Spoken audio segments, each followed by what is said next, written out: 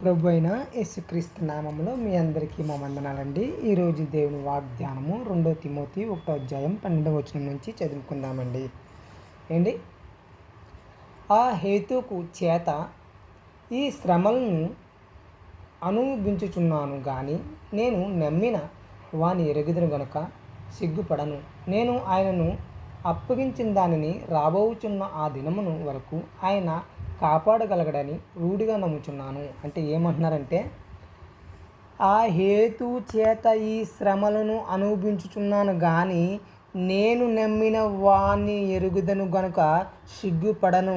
నేను ఆయనను అప్పగించిన దానిని రాబోచున్న ఆ దినము వరకు ఆయన కాపాడగలగడని రూఢిగా నమ్ముచున్నాను. అవునండి, మనము ఆ దేవుణ్ణి ఎరుగుదాం కనుక, మనం ఆ దేవుని ఎదుట నమ్మకం ఉంచున్నాం కనుక మనము ఎవరి దగ్గర సిగ్గుపడవసరం లేదండి. ఇదిగో మనం ఎలా ఉండాలంటే క్రీస్తు ఎడల క్రీస్తు ప్రేమతో, క్రీస్తును ప్రేమించే వారమే ఉండి, క్రీస్తును వెంబడించే వారమే ఉండి, ఆయన ఎదుట మోకరించి నిత్యము ఆయన్ని స్తుతించుటకు వారమే ఉండగలిగితే ఆయన నిత్యము ఆయన హస్తము మనందరి మీద ఉంచుతాడు. కాబట్టి ఆయన మార్గంలో మనం ప్రతి ఒక్కరు నడుచుకుందాము. మీ అందరికీ నా వందనాలండి.